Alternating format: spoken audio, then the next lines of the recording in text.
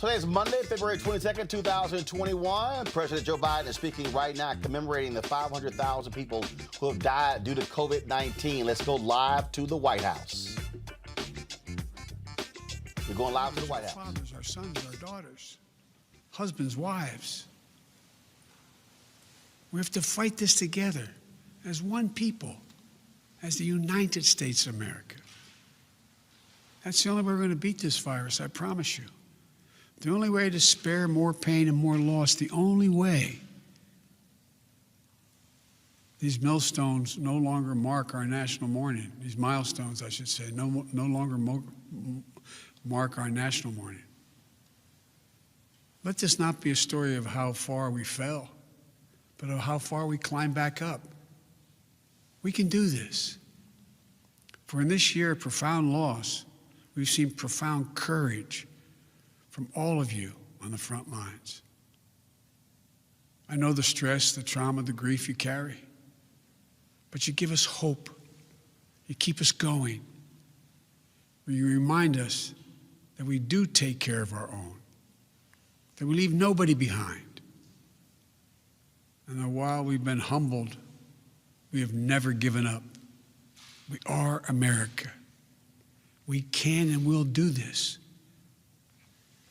In just a few minutes, Jill and I, Kamala and Doug, will hold a moment of silence here in the White House, the people's house, your house. We ask you to join us, to remember so we can heal, to find purpose in the work ahead, to show that there is light in the darkness. This nation will smile again. This nation will know sunny days again. This nation will know joy again. And as we do, we'll remember each person we've lost, the lives they lived, the loved ones they left behind. We will get through this, I promise you. But my heart aches for you, those of you who are going through it right now. May God bless you all, particularly those who've lost someone. God bless you. He's got it. Whatever the biz, he's on it. Whatever it is, he's got the scoop, the fact, the find. And when it breaks, he's right on time and it's rolling. Best believe he's knowing. Putting it down from sports to news to politics. With entertainment just for kicks, he's rolling.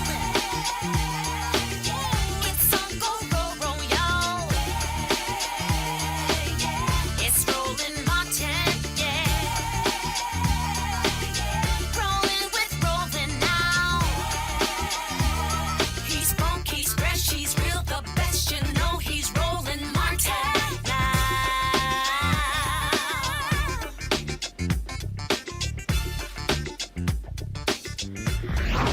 Martin.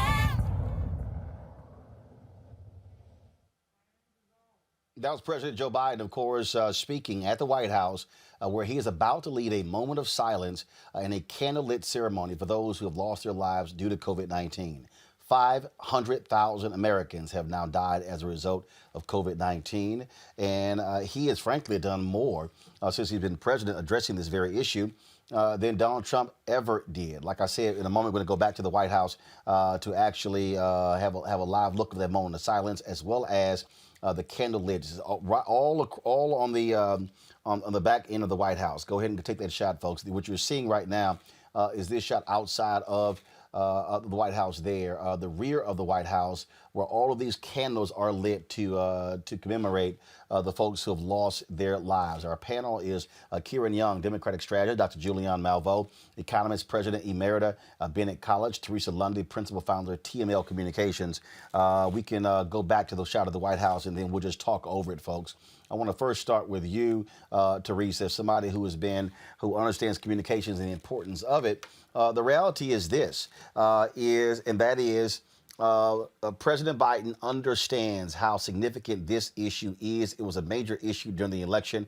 So for him to spend the amount of time, remember, of course, when he got inaugurated, they had the events taking place where they had a ceremony at the reflection pool for those who lost their lives due to COVID-19. And so then you have this as well. This is what we call a president understanding how to touch a touch point for Americans. Yeah, the Biden-Harris administration has definitely understood what the needs of the people are, and right now it's about understanding that lives have been lost and rebuilding America. And I think what that means, especially to the Biden-Harris administration, is that the time has come to rebuild, to strengthen, to show what real leadership looks like. But in order to do that, you actually have to identify where the problems are and also provide resources and understanding for the families and the lives that are lost. So it was really, not only monumentous, but it was remarkable that the works that they did, the compassion and the sympathy that was shown, because for 4 years we didn't have that. We didn't have. Teresa, hold tight 1 second. This is the moment of silence at the White House.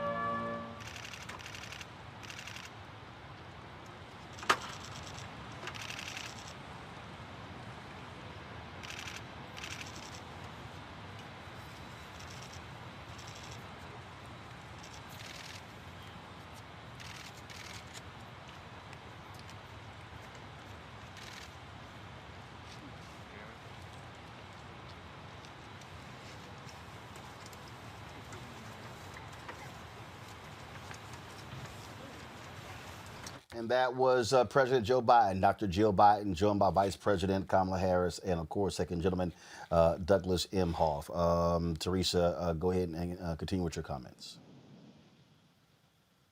Yeah, I mean, outside of us knowing, that we have a Biden administration that is listening to the hearts and souls of the people and takes that compassion with them in every decision, it's just rewarding to know that we have leadership finally back in the White House after 4 years of destruction and turmoil for most Americans. Julian. It was a very somber moment, very important one. As Teresa said, we haven't seen this before. We've seen the deaths toll rising. You've seen no response from the previous president. But what President Biden and Vice President Harris have done is made it clear that when you have 500,000 people dead,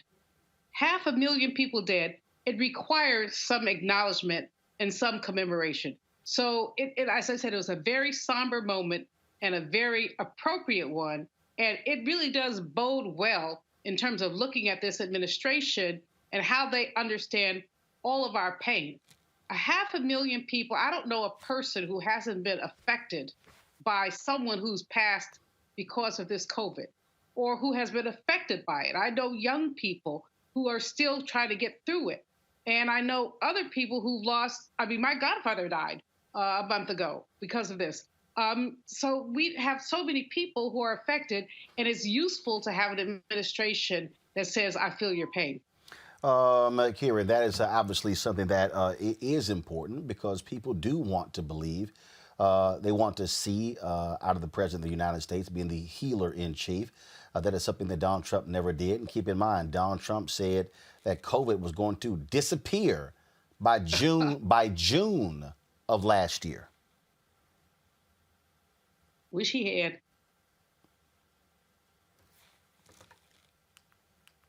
Actually, we can't hear you. Make sure your mic is not mute. Kieran? All right, so folks, let me know when we have Kieran's mic taken care of. There we go. Now we can hear you. Go ahead. Sorry about that, Roland. No, I think the president is right in trying to heal the country. I think he's focused on, showing the compassion that the previous president could not. And I think there are so many people who have been struggling throughout this, so many people in different communities around the country who have lost jobs and lost family members, that it's right for him to start this presidency by focusing on COVID, trying to address the problems with COVID-19, but also remembering the people that have been lost and remembering the suffering that has gone on throughout the last year. And I think healing the country is the best way for him to start this presidency. And of course, it continues to keep the light, shining on the issue. You have Joe Biden constantly talking about the role that he is playing as commander-in-chief, as president of the United States, listening to the science, because that is certainly not what we heard from the previous occupant. There was this constant battle, if you will, with scientists when it came to COVID. In fact, this was a video that the White House actually dropped on yesterday. Watch this. This is the spike protein. This is the protein of coronavirus. When you see the coronavirus, it has these spikes that come out, which is the reason they call it corona, for spikes of a crown of a. Yeah. Okay? Now, this is what your body is currently making antibodies against. When you got vaccinated with the mRNA, because the vaccine that you got, that you're going to hear about in a couple of minutes from the people who actually made it, is an mRNA, which is the coding component that tells the body to make a protein. You had this injected in your arm. It then started to make this protein, which is the spike protein. Now, this has to be in the right shape and conformation. You're going to hear about that from one of our scientists. If it's in the wrong conformation, your body's going to make a very poor immune response. In the right conformation, it makes a really, really good response. That, folks, is what happens again when you lead. That's very important, to be able to put these messages out for people to listen to doctors and the experts, because one of the reasons we're sitting here in this problem, Teresa, of individuals who are just constantly ignoring masks and things along those lines is because they don't quite listen. We listened for more than a year of folks not wanting to trust the scientists, of people just throwing any kind of crap out, and then having people who are doctors who knew nothing about infectious diseases. Absolutely. And then it was so strange because we would see these people more so starting from the elected officials, right? So these are the people who are supposed to be representing a district, a city, a county, and they would not follow the simple instructions that was given to them by their own health professionals, the CDC. And so it just made it unfortunate when you start seeing those representatives, saying it's okay, don't wear a mask. It's okay, still go to the restaurants and still, keep the doors open when there is a pandemic that is killing people by the hour. And so it was not only strange, but it was just really just heartfelt in itself. But again, the misinformation that was given out, I think also gives us an opportunity to know that the education is now going to start streamlining through the Biden-Harris administration and start trickling down so other people know why this COVID-19 vaccine matters to communities of color and individuals around. So that's why the rollout actually matters. When you have the right information that's going out, people then can trust the sources, Julian. That is the issue here. It's the credibility of the office that's important. Dr. Fauci has been unleashed. As we know, as we saw him in the previous president's administration, he was constrained, he was contained. They did not let him say what he needed to say. Now he's saying it. He's putting it out there. It's not just Dr. Fauci. There are others. But the fact is that what we know what's up. And many of us have known what's up for a long time. But we have had a previous administration who was dealing in Cracker Jacks. I mean, literally Cracker Jacks. Ingest yourself with bleach. All this nonsense. Now what we know is that the science is saying that this matters. And when you look at the numbers, Roland, what we're seeing is the numbers are reflecting that the science matters. As more people have been vaccinated, the numbers have gone down. As more people have been vaccinated, hospitalizations have gone down. We're not there yet, as Dr. Fauci has said several times, but what we are is moving in the right direction. And so we have to, just in a month, Joe Biden, Kamala Harris have been in charge for a month. And in that month, we've seen a difference. That's important. Again, the politics of this is important, Kieran, and that is what Joe Biden wants to show is that he is completely on top of this. Now, of course, the emphasis also goes to the COVID-19 relief package, the $1.9 billion, because that's what folks are demanding. They want to see leadership and action coming from the White House. Yeah, I think leadership and action from the White House is what communities across the country are looking for. I was in Texas when coronavirus first broke out, and I remember Lena Hidalgo and Sylvester Turner taking the lead in Harris County on, solving the problem of COVID, whether that be testing or, PPE, and even working with small businesses. I really think that the Biden administration needs to focus not only on working with expanding PPP in order to cover, small businesses, as well as to work with low-wage workers in order to, stem some of the problems that have been created by the mass unemployment that we're seeing because of COVID-19. And, also making sure that we get checks in people's hands. I mean, I was in Georgia for the runoff election, and we really heard a message of, we're going to get an extra $2,000 in your hands. And that hasn't happened yet, and people are clamoring for it. I really think the Biden administration needs to focus not only on mitigating the problems with small businesses, but getting checks into the hands of people, everyday working people. And I think that'll help to solve some of the problems. Speaking of those issues with when it comes to COVID-19, PPP loans, the Biden-Harris administration, they made several considerable changes to the latest round of Paycheck Protection Program funding. They're pledged to assist the smallest businesses this time around, and those that were left behind in previous relief efforts. Included in the updates are significant increases in money allocated to small businesses with fewer than 10 employees and additional support for sole proprietors, independent contractors, and self-employed individuals. They've also eliminated an exclusionary restriction that prevents small business owners with prior non-fraud felony convictions from obtaining relief through the Paycheck Protection Program. Joining me now to talk about this is Robert James, Chairman of the National Bankers Association, and Ron Busby, President and CEO of the U.S. Black Chambers, Inc. Ron, I'm going to go to you first, and that is when we talk about PPP here, we talk about these loans. This is important over the next 2 weeks, to give the money that's going to companies 20 employees or less. What people have to understand is that when you talk about small business in America, Ron, 500 or less. A small business is considered 500 employees or less. Well, guess what? That's a lot of large companies, frankly, for true small businesses. So this distinction, 20 or less, is really important.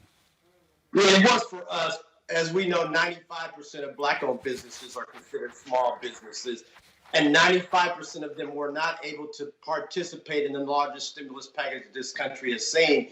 And so it was very important for us to advocate on behalf of the members that we represent. So the 10 employees, 20 employees is extremely important. The next 2 weeks is extremely important for everyone to make sure that they can go establish those relationships with the community lenders, fill out your application, and to get it back. The other two things that Roland said were extremely important. If you currently are delinquent on your student loan, that's not a deterrent. And if you're a felon without a fraud conviction, that's not a deterrent. This is important for us. We advocated for this because we felt it was important for Black-owned businesses to be able to get their share. This administration has heard. These are things that could have been done during the first wave, but we're so happy that we were seeing the improvements in this portion of the package. This is critically important, Robert, because when we talk about, again, help for those most in need, the people who are true small businesses really got lost in the PPP program. How is the National Bankers Association, the group representing Black banks and minority banks, prepared to help folks over the next 2 weeks? Because this is specifically right now, this period beginning on Wednesday will be for the next 2 weeks for businesses 20 employers or fewer. Roland, thanks for having me this evening, and thanks for covering this really important issue. We have been at the National Bankers Association, our member banks across the country have really been rolling up their sleeves throughout the PPP process and working with these truly small businesses in the Black community. Our bank, Carver State Bank, I'm a banker in addition to my role as chairman of the NBA. And at our bank, the median borrowing has been under $25,000. Most of the businesses are far less than the 500 employees. Really, those 1, 2, 3, 4, maybe 10 employee type businesses. And it's really critical that we have this extra time, because even in the first 2 rounds and certainly in this 3rd round, what we found is that we really have to roll up our sleeves and work with these individual companies and almost walk every one of them through the process.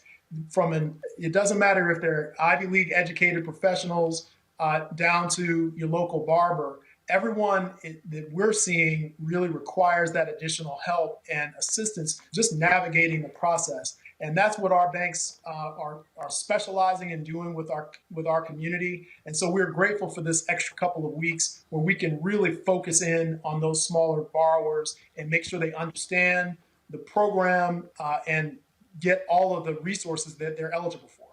The thing here, Ron, we talk about what's going on here, is that it has taken this long for government officials to realize how do you truly target certain groups? Because we were sounding this alarm when the PPP program first started.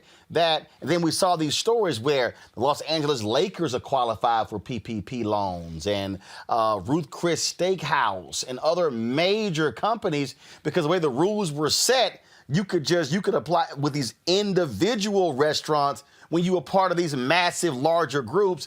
And then once those companies got outed, then they were embarrassed. They had to give the money back. But again, and the people who were truly small businesses, they were yelling and screaming, saying, "We're going to be DOA." Now, is this still? Has this also dealt with the whole deal of a 1099, or is it still full-time employees? Because that also was part of the problem. Sure. And I want to address the number of employees that a business can have. And it's based upon your standard industry code, your 6 code or your NAICS code. So there are industries that will allow you to have up to 500 employees based upon that code. So the other thing that I want to make sure that people understand, that if you are a sole proprietor, the math may sound complicated in reference to how you can fill out and how much you can get. The maximum that a sole proprietor, an individual business owner, can apply for is $20,800. And in fact, what you would do is take 2.5 months of your annual payroll, or what you would pay yourself, amortize that over 12 months, divide it, and that's what you come up with, or roughly 0.0208. You can either do the 2 equations, or on the average, no more than $20,800. But again, I think this is going to be extremely important for the small as well as mid-sized Black-owned firms. And the other thing is, in reference to before, it was you had to show that you lost money. during the fourth quarter. We're saying now in this new plan, any quarter during the year 2019, if you had fewer revenue than 2020 during that period of time, you're still eligible. So make sure that you find your local Black banker, establish that relationship, and let's go make some loans and get through these difficult times. Robert, for the folks out there, they may not have a Black bank that's in their town. How can they still assist? How can they still work with the Black bank? Are there any restrictions? Do you have to reside in that city, in that state? Share those thoughts. Thanks, Roland. The answer is no. You don't have to reside in a particular geographic region in order to do business with a Black bank. Many of our institutions are accepting PPP applications from customers across the country. I know that our institution, even in the first two rounds, we found that Black businesses found us from across the country. We made loans to Black businesses as far away as California and up in New York. Our bank is located in Savannah, Georgia. We're one of the smallest banks in the country, but we really jumped in with both feet to serve Black businesses that weren't getting attention from those larger institutions, and we're doing that now. And you see that if you go to the National Bankers Association website, nationalbankers.org, you can find a list of all of our member institutions and find one that's accepting applications online and ready and willing to serve you. Ron, one of the issues, the last question for you, one of the issues that, again, people are dealing with is understanding the process. What are y'all doing at the U.S. Black Chambers, Inc. To help people who aren't clear with all these, fill this out, what steps to take, what bank to connect with, what's the right bank, because the people who got it are folks who paid others who knew how to, frankly, I won't say, who knew how to work the system. Yeah. And I appreciate that. And what the U.S. Black Chamber does is we're providing that free information for the business owners across the country. Every Thursday, we have online classes. We're having seminars. We understand that the majority of businesses that failed, it was not because they didn't have good businesses. It's just because they didn't have good information. And so we're here providing it for them. You can find out at usblackchambers.org. Again, usblackchambers.org to find out how you can find out the information to provide you with the PPP that you need. All right, then. Ron Busby with U.S. Black Chambers, Inc., Robert James with the National Bankers Association. Gentlemen, we certainly appreciate it. Thanks a lot. Thank you. Julian, this is one of those things, again, where bureaucrats make decisions, politicians make decisions without really going back to break down, wait a minute, how can we really help those in need? And this was one of the problems. And billions had already gone out of the door before they realized, oops, we got some issues here. And so this focus the next 2 weeks is critically important. Absolutely, Roland. Part of the challenge is that we have to disaggregate data. What we're seeing people say, well, businesses are in trouble. Well, Black businesses are in a different kind of trouble. Other businesses are. We've lost 40% of our businesses since COVID started. The paperwork burden, I think that Ron Busby referred to, is a paperwork burden that a small business is not equal to meeting. You know, you've got all these pages, all this, that, and the other, and people aren't able to do it. So I think Maxine Waters and many others have lifted up the notion that we have to be race sensitive about this stuff, not race neutral, but race sensitive, because we know that Black businesses have been harder hit. White folks lost about 20% of their businesses, Black folks about 40% of our businesses. That's really catastrophic when we think about the impact that our businesses have on our community. And so what the next couple of weeks are important for the Congressional Black Caucus and others to stand up and say, how can we make sure that some of this money is targeted? And here's the dangerous thing is that white folks don't like targeting. They do not like saying, let's do this for Black people. It's like, let's do it for everybody, kumbaya, kumbaya. But in fact, everybody did not get hit the same way. So I'm very happy that we have this segment, Roland. Happy you have these brothers. And I think it's really important for us to understand how Black business has been hit by COVID and how there is nothing in the system, unless we push for it, for these businesses to recover. And Teresa, squeaky wheel gets the most grease. That's the bottom line here. And so having advocates in D.C. certainly made all this possible.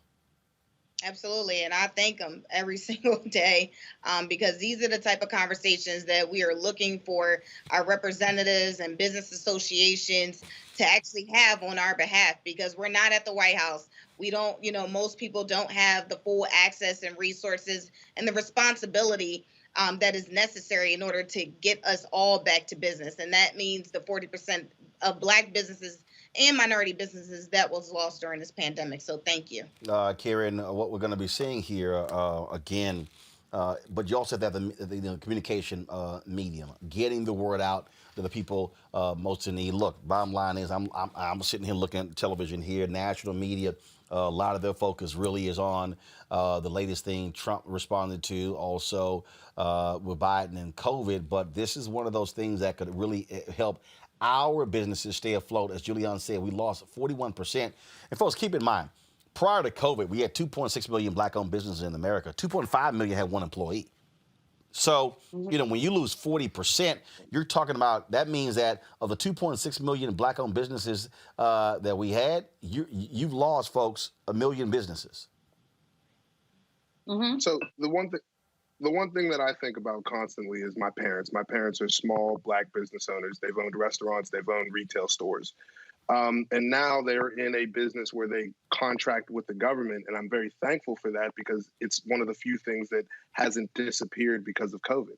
So as we're going forward, we need to start to think about, the people who own restaurants and bars in our neighborhoods that didn't get any support, didn't get any help, and were told to shut down for months on end. And some of them are now opening and some of them aren't. But the ones who are opening are still making significantly less money and are having trouble keeping the lights on. So I think we really need to focus on being deliberate about targeting Black business owners, large, small, and making sure, some of our Black businesses operate on a very thin margin, and making sure that they have the resources necessary to keep the lights open. I think of Ben's Chili Bowl in D.C. as one of my favorite restaurants. They have had some trouble over the past couple of months. So even our institutions, our staples in our neighborhood could possibly be gone if we don't get help for them. And again, Julian, for the people who don't know, or the folks in the back of the room who want to be stuck on stupid, Congress can't say we're going to create a program specifically for these Black businesses. One of the things that they do is use a language such as 20 employees or fewer. And so what the CBC and others understand is, how can you craft language that can really target our community but not use very specific race language? But Roland, I think that we have to use specific race language. Oh no, I agree. I agree. But the Supreme Court has look. When you talk about the Croson case, the Supreme Court has also weighed in on that. So I agree we should. But the question is the difference between can we? Is it legal? Well, I think that this is a time in the era of George Floyd for us to begin to push these envelopes about this. We don't experience America the same way. I agree. But the courts have ruled, though. How do you get around the courts? Oh, I know. Run, you're the football guy. No, you can't. You can't get around the courts. So you have to create creative ways to do what we want to do. You're right. You have to carefully craft the language to say less than 20 employees in a certain zip code, perhaps, with certain kinds of, Maxine Waters is good at this. Yes. Straight at this. We can craft the language, but we also have to understand at some point, we're going to have to go back on Croson and say, look, we don't experience America the same way. And so we have to have remedies that are different. When we look at this COVID, we're 3 times as likely to die. 3 times as likely to die. Our life expectancy has gone down, Roland, as you know, by 3 years, while white folks, half a year. Why aren't we at the top of the list for the people who get the vaccine? I ain't worried about it. I'm over 65. But I'm just saying that we're seeing young Black people dying at a rate that young white people aren't. America has to come to grips with the racism that has left us. I think the word that many scholars are using is weathering, that has left us weathered to be more vulnerable. And it's not just more vulnerable from a health perspective, but certainly from an economic perspective.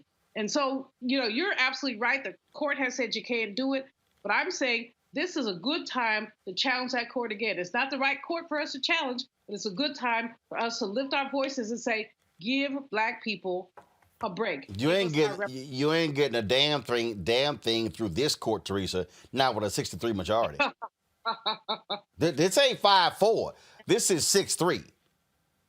Exactly. And again, why elections matter. When Trump was in office, he was packing the court.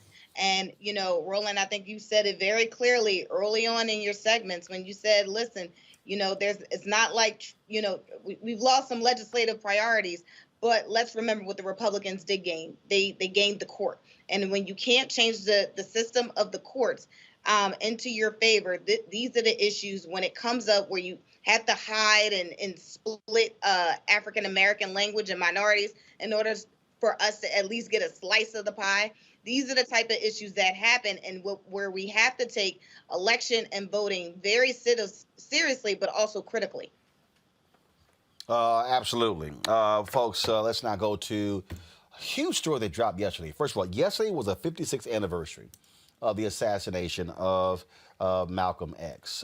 And what was amazing yesterday was when lawyers came together and revealed what they called new evidence of a conspiracy perpetrated by the NYPD and the FBI to assassinate the civil rights activist in Harlem. The family of Ray Wood, a Black man who worked as an undercover police officer in the 1960s, and their attorney now claim Wood wrote a letter on his deathbed confessing the NYPD and the FBI conspired to kill Malcolm X. Wood's cousin, Reginald Wood Jr., read the letter during Saturday's press briefing in Manhattan.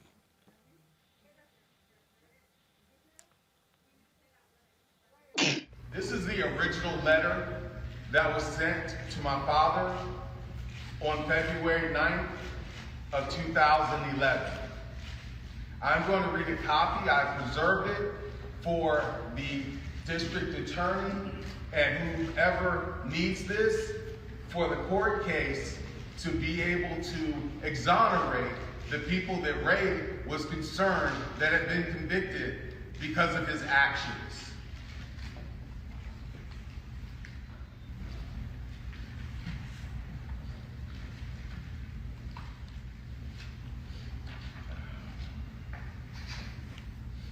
It's dated January 25th, 2011. I, Raymond A. Wood, being of sound mind and body, wished to confess the following. I was a Black New York City undercover police officer from April 1964 through May of 1971.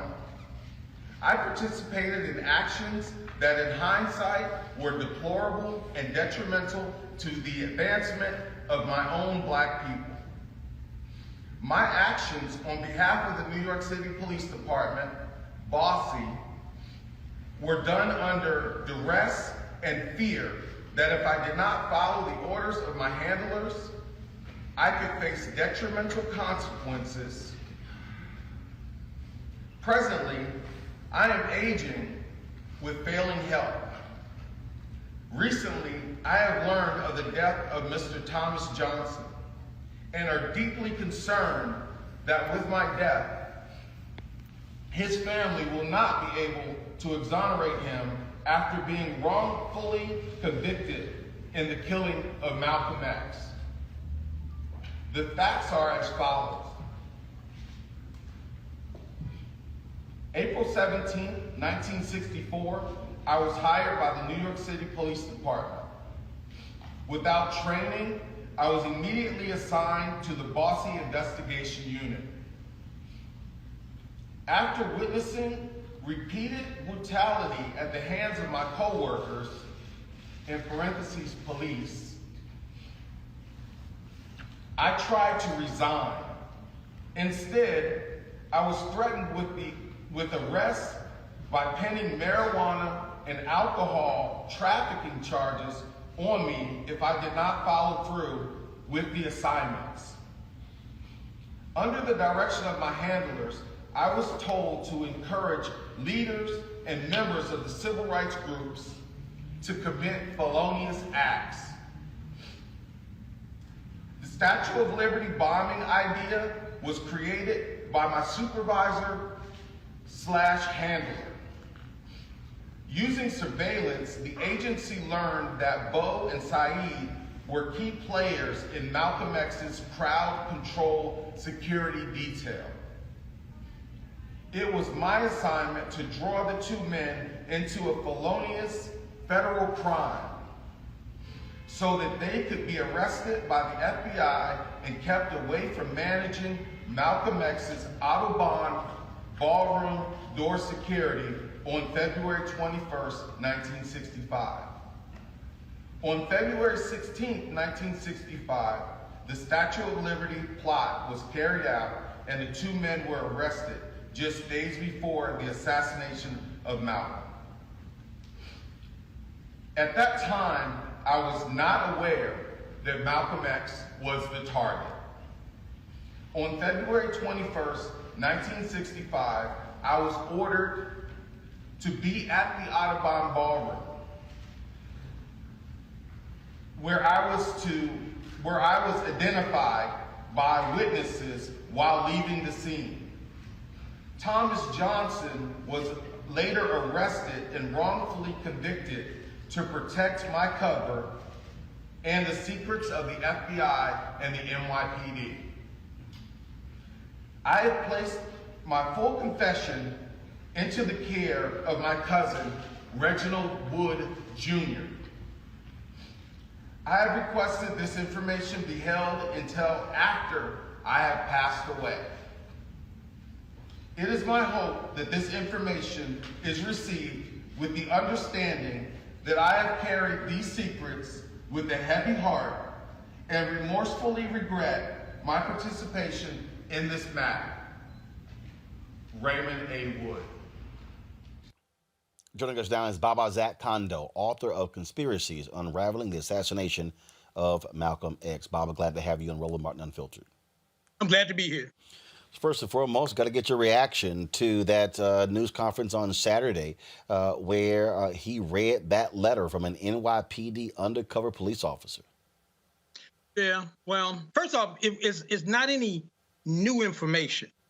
What I think is good about it, though, is it's basically demonstrating once again the role that organizations outside of the Nation of Islam, my book basically argues that three forces killed Malcolm X. The Nation of Islam were the trigger people, the NYPD, which is what Woods represents, and then the FBI, who helped to pretty much organize everything. What this revelation basically shows is that the, excuse me, what this thing shows is once again the significant role that the FBI and the NYPD played. And let me identify something that didn't come out in this thing.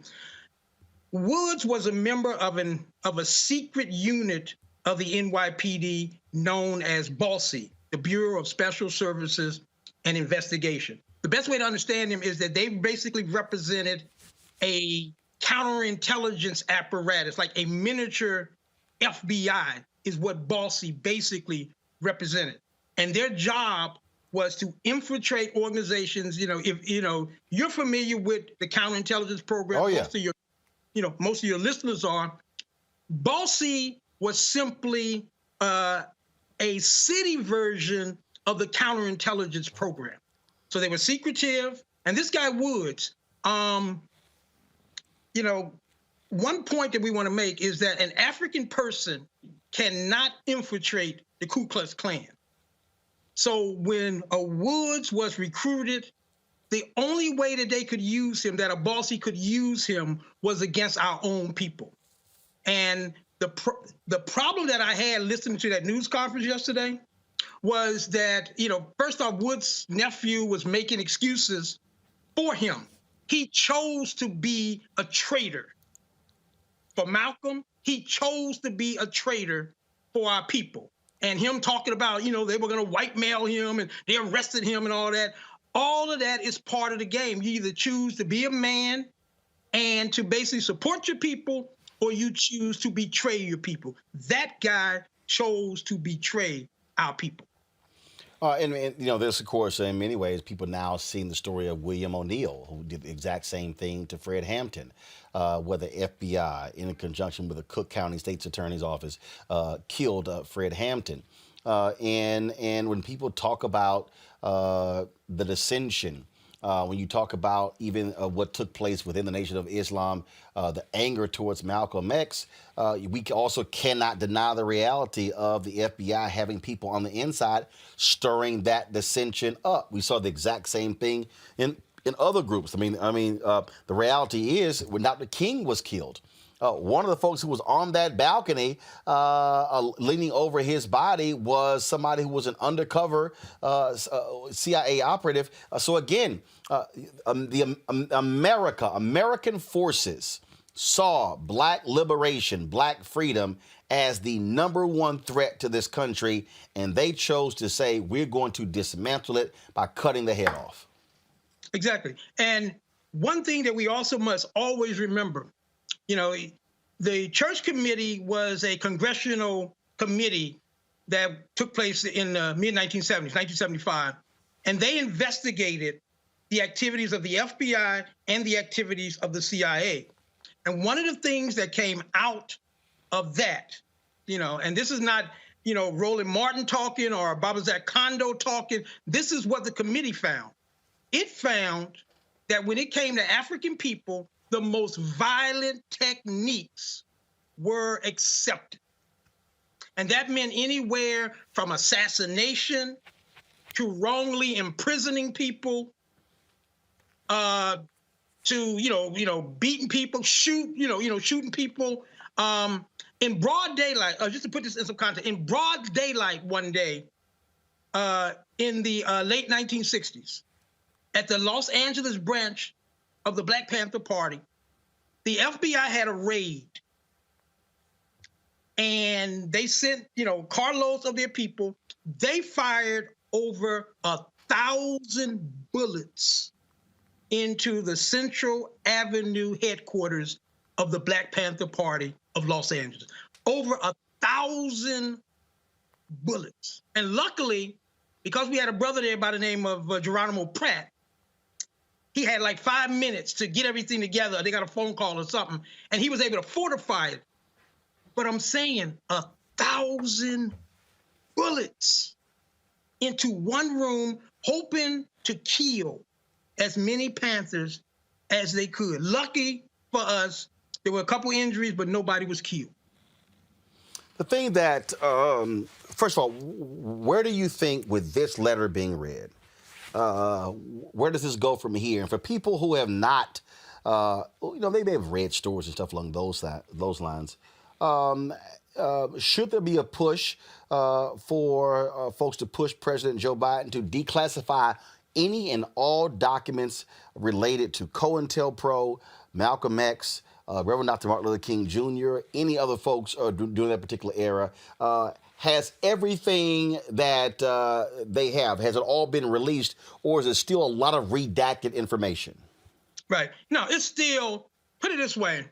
When I was doing my research on Malcolm X, my book was published in 1993, and it's being revised right now. But at the time that I did my research, I had a conversation one time with this young brother who worked in the reading room of the FBI, because, you had to go there to do the research. And he told me something very interesting. The King file at that particular time, the headquarters file, was 500,000 pages. He told me that they had destroyed at least that number, that people like me and you will never see. And because this is an eternal type of thing, there's no accountability. Now, here's the thing, though.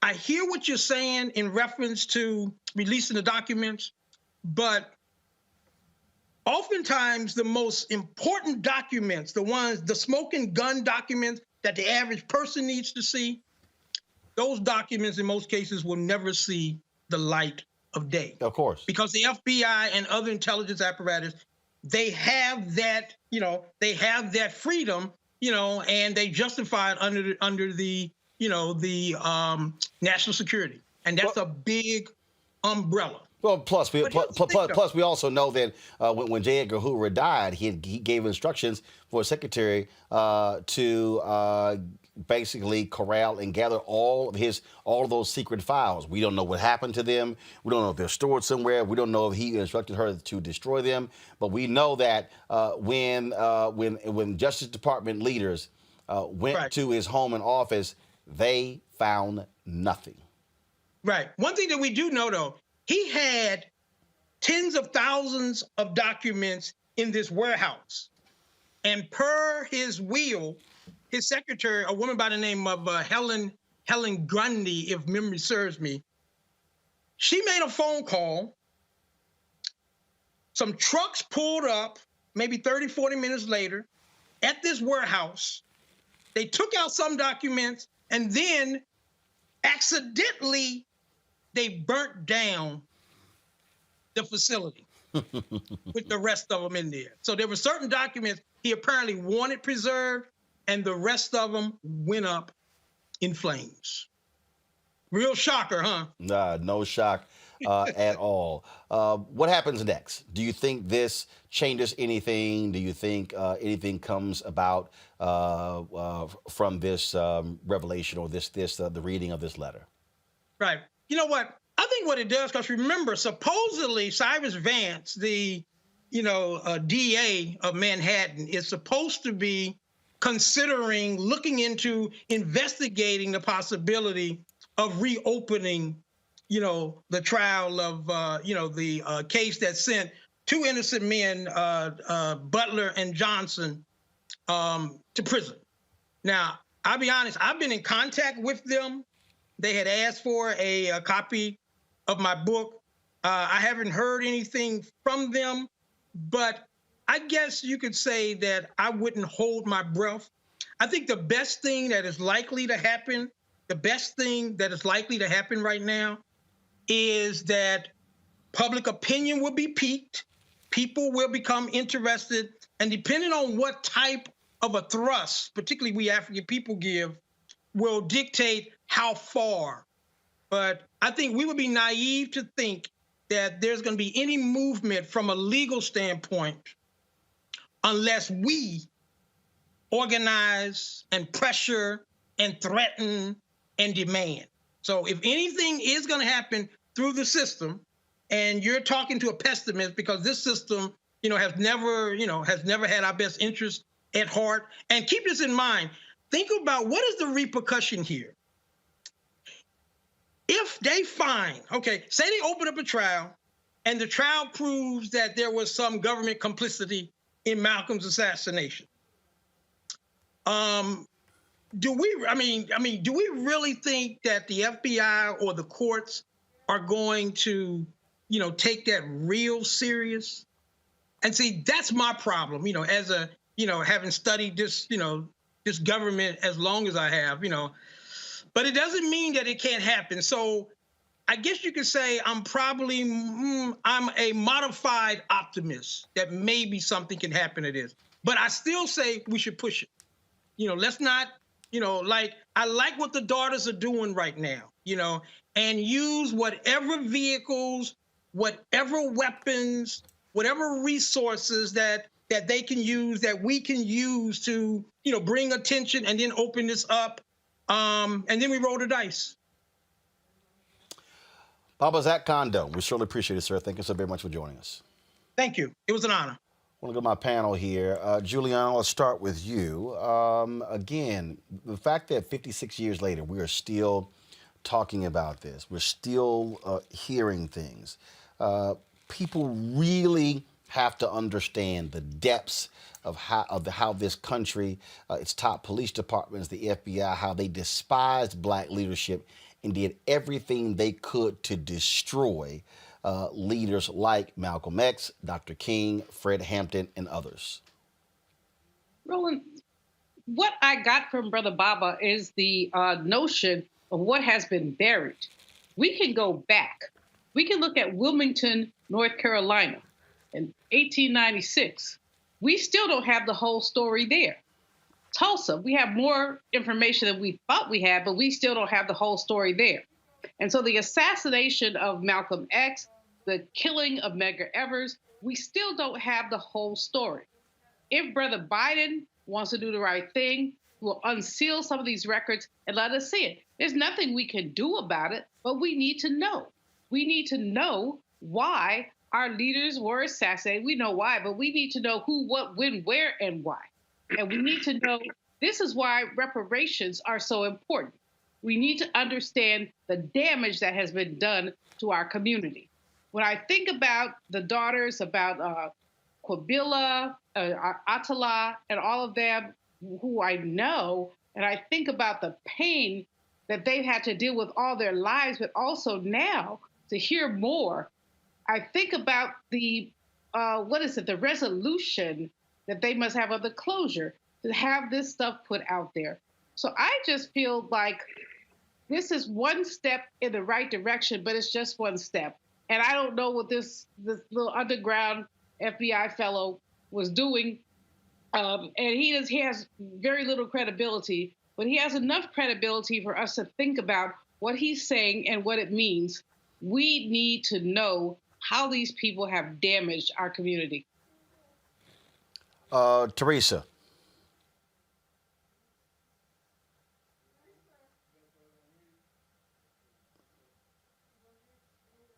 Teresa, you keep hitting. Teresa, stop hitting the mute button, please. Yes, you're on mute. Oh my goodness. Keep talking. All right, control room, what's going on? Karen, I'm going to go to you. I'll say something. At least bomb an entire block. So it doesn't surprise me that our government was involved in killing Malcolm X or Martin Luther King. It's pretty much par for the course. Local governments have been involved in killing Black leaders. The national government has been involved in killing Black leaders. It just seems to be what they do. Whenever one of us gets too powerful, they try to shoot us. All right, Teresa, we have you now? Yes, I'm here. Now we have you. Just keep hitting that doggone mute button. But go on ahead. To be determined. So I think there's some unfounded revelations, that it comes to time when the, people. Oh my God. I got to control my facial expressions. Okay. All right, Gary. All right. I think that, yes. Teresa, go ahead. All right. Yeah, so I think there's an opportunity here where there will be a lot of people who were, working in the past, government entities who now, feel the effects of the George Floyds. Are starting to see the trickle down. I think we'll probably start to see a lot of those who were retired, those who are coming out of hiding, and they just need to get it off their chest in order for change to happen. I'm not shocked, but I am more so looking forward to more dialogues and more discussions and more revelations of this, because I do think, the time is now more than ever to really just to put it out there, to make it known that these accusations and the assassinations that happened to our Black leaders who helped shape American culture for Black people do need their day of justice. And honestly, I just want to be alive when that day happens. Absolutely. All right, folks, got to go to a break. When we come back, we'll have more on Roland Martin Unfiltered. One of the things we'll also talk to is the author of a book, his time on 60 Minutes, shared some really interesting thoughts about for folks in television news. And so lots of stuff we want to talk about. That's next on Roland Martin Unfiltered. For Black Americans, right, because of slavery, because of the complete destroying of a past, there really is no direct connection to various African countries. Right. But the reality is for Latinos, and even if you use that phrase, first of all, I'm from Texas. So in Texas, Hispanics is used. Other parts of the country, they say no. call me Latino. Other folks call me Chicano. And so you also sort of have that going on. There's a connection with country as well. Right. And so if you're from Mexico, if you're from Colombia, if you're from any other particular country, it's, yeah, I'm here, but I'm also from there. As opposed to, no. This is my country. I'm involved in everything here. I think that's also something that's also at play. It is at play, and it's unfortunate because it happens even when we're not talking about politics. I think that Latinos, the word, it's very divided because we all have this allegiance to this other place that we came from. But I believe that that's not helping us. That's not unifying the country. We need to come together and understand that this is where you're raising your kids. This is where you're paying taxes. This is where you're living. This is your country. This is where it matters. Hi, I'm El DeBarge. Hey, yo, Peace World. What's going on? It's the Love King of R&B, Raheem Devon, and you're watching Roland Martin, Unfiltered.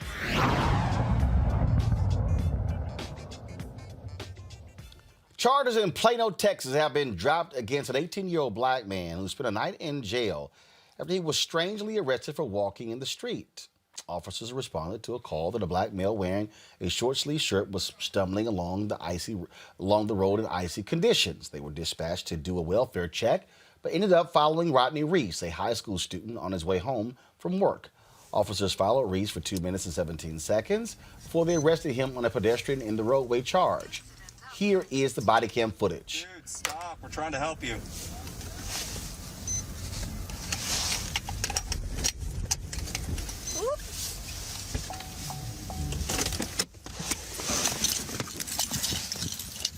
Hey, man. Whoop. You trying to get home? Are you trying to get home? You straight? You need a ride somewhere? Hey, look, we just want to make sure you're all right. We just want to make sure you're all right. Come here. Sir, you need to talk to us, okay? Sir. I'm good, bro. Can you calm down? All right? Sir.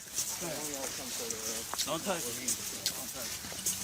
Sir, look, we just want to talk to you. All right? Good. I'm on the way home. I'm straight. Okay. Where the fuck I'm going? Okay, but you're walking in the middle of the road. All right. I understand that. My bad. I'm not in the middle of it.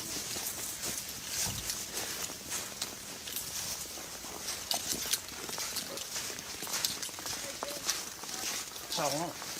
We just trying to figure out where you're going. Home. I just said that. Oh, you okay, dude? Watch out, man. Where's home at? Do you want us to just give you a ride? No, I'm good. I do this every night, literally. I'm straight. Okay. You ain't cold or nothing? No. With that cheese shirt on? I'm good. What's your name, man? Huh? You don't know?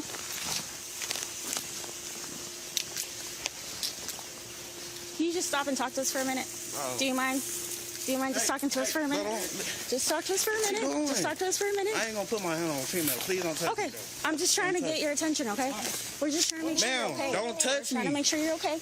We're trying to make sure you're okay. Sir? No, what?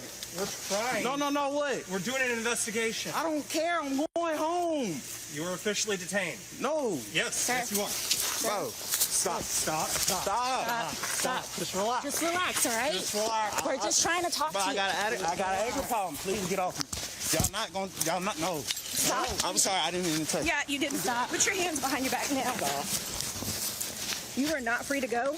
Why? The next thing you do is going to be get a charge right now. For what? Because you're pushing on an officer. I'm not pushing. How am I pushing on you? You're actually resisting, dude. It's resisting arrest or detention. Give us the channel. Please just let me go. No. My house is literally right there. Can you just tell us the address? Wait. Just relax, dude. Put a cuff on. I'm trying to... Please just let me go. Wow, you're really making this worse right now. We're trying Honestly. to do that. Okay, he's about to... All right. It's not back here.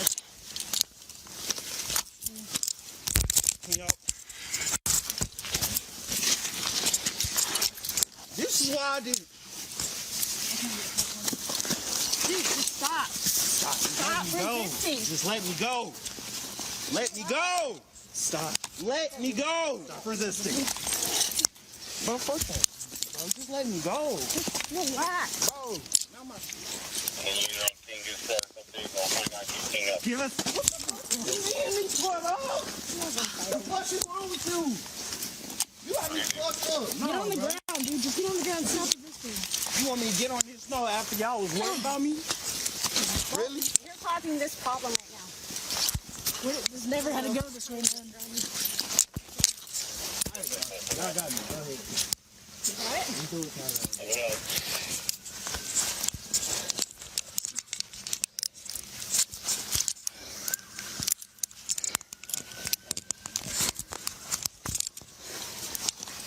Sorry, dude. Yeah. Just relax this arm. Relax your arms, okay? Just relax your arms.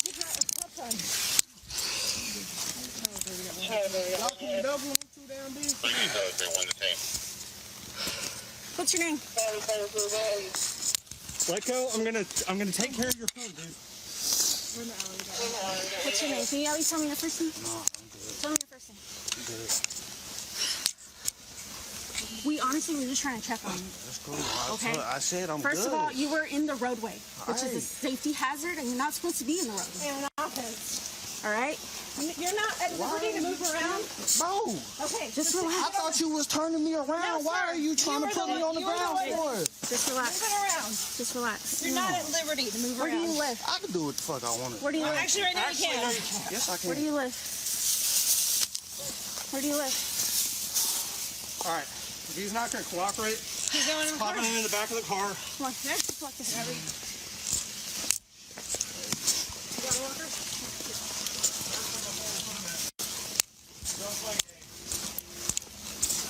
Stop right here. Stop right here. Face the car for me. Spread your feet out. Sorry.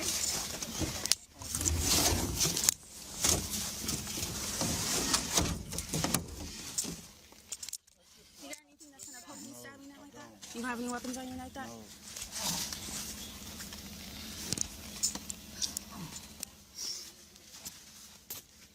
Now, folks, this took place, again, last week in Plano, Texas, which is located just north of Dallas. Now, the Plano Police Department posted this video on their page, their Facebook page. Immediately were condemned by a significant number of people. Rodney Reese, high school student who worked at Walmart, okay, walking home. Now, officers, they followed him because they claimed this report of a man stumbling in the street. Plano's police chief said the arrest was not consistent with the reason officers were called. The department will determine whether an internal investigation is warranted. This is the kind of nonsense that we see, Kieran, that is crazy. If you examine the video, the brother's trying not. He's trying not. First of all, that's wrong. It was body camera footage, not dash cam footage. Here's the crazy part, y'all. The body camera footage is shocking. He's trying not to engage them. He's trying not to deal with them because he just wants to go home. Second of all, he doesn't have to give them his information. This is why Colin Kaepernick has his Know Your Rights camps. He doesn't have to. Absolutely crazy. So the big problem that I see with what happened is that the police in Plano are harassing young Black people in what is one of the fastest growing suburbs in the state of Texas.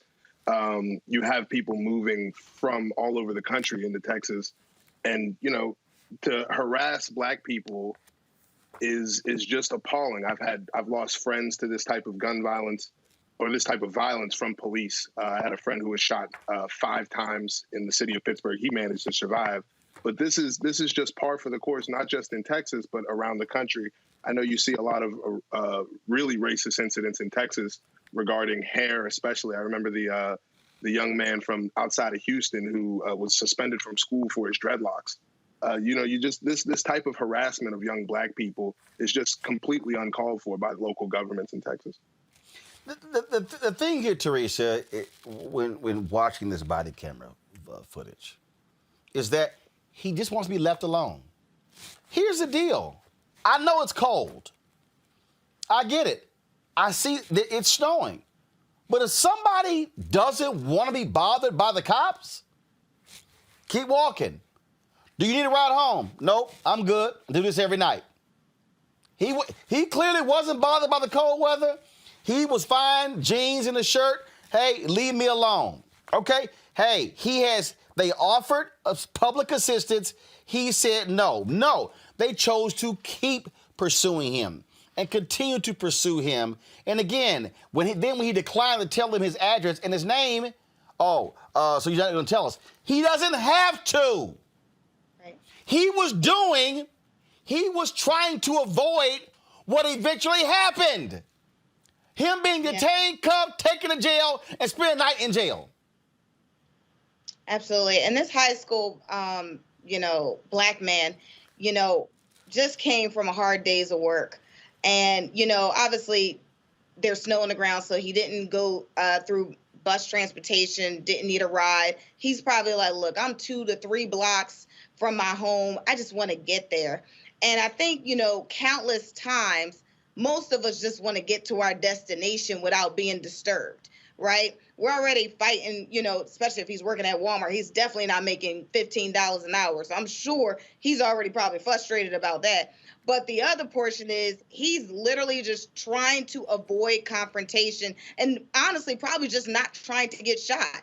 I think many times we have seen black men talking to the police and then it goes left. So I think he decided to do the opposite. I'm glad he's still alive. I'm glad he can, use this we can all absolutely use this as an example of non-confrontational from us, and yet we're still being confronted with aggression and with the need for them to just to feel like, hey, let us help you. Like, it's okay to help when we ask you for assistance, but again, we don't have to respond. You have to know your rights. He knew his rights. I'm grateful for the body cam footage, but it's interesting to me that the Plato Police Department thought they were in the right to actually, with this type of interaction with him, for them to actually post and see, this is what happens when you don't cooperate with the police. No, what it actually shows, and I think the video was very clear,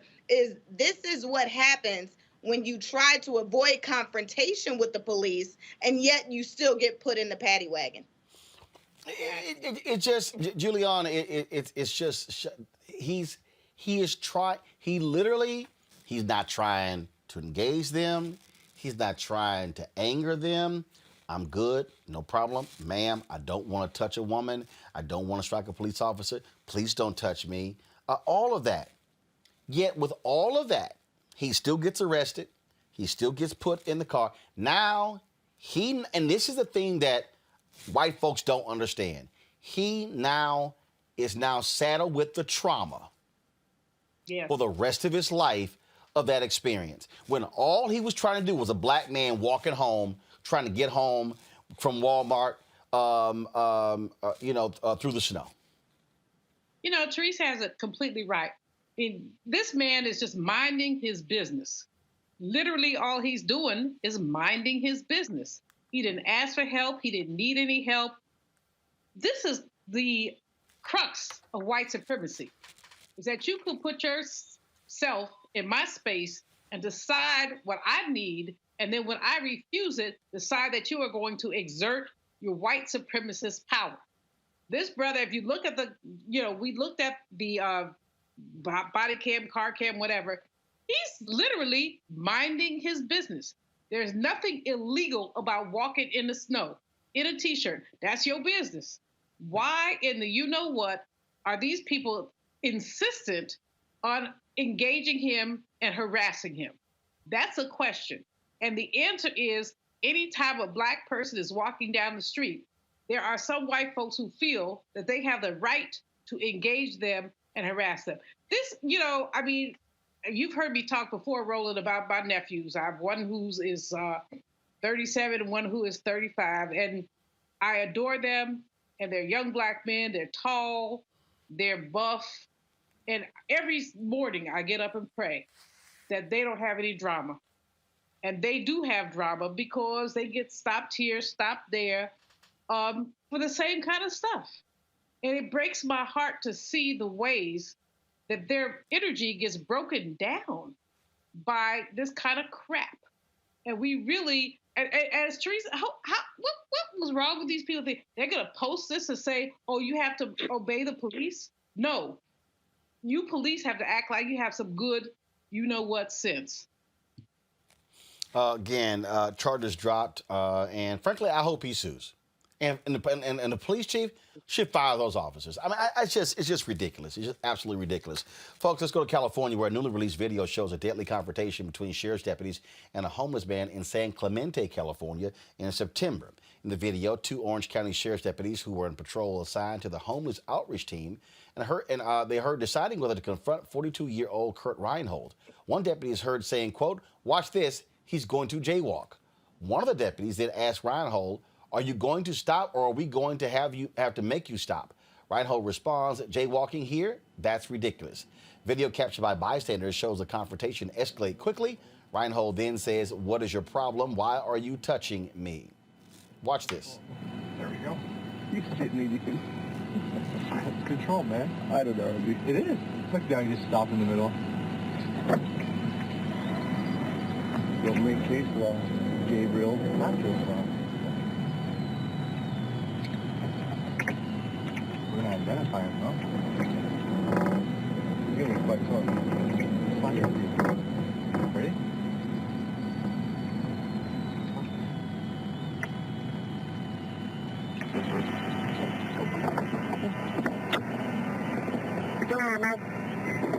How you doing? How you doing?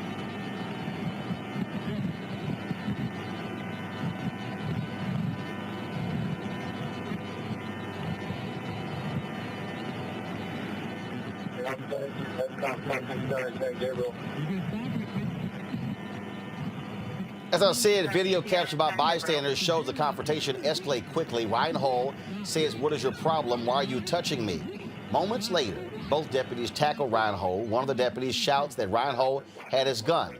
Surveillance video appears to show Reinhold's hand near one of the deputies' holsters.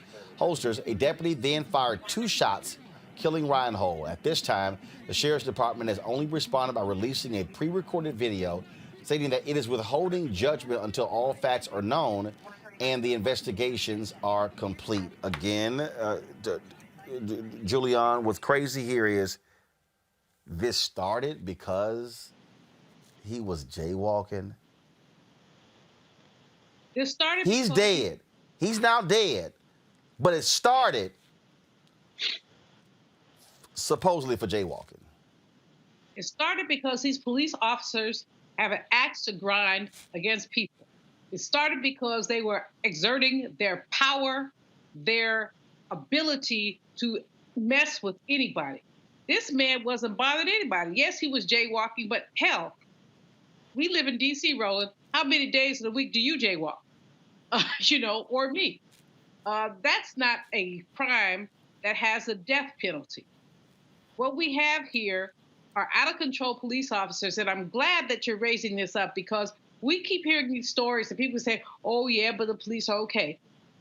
Some of them, but many of them are essentially harassing people, and they're exerting their power, and this is the issue. It's power.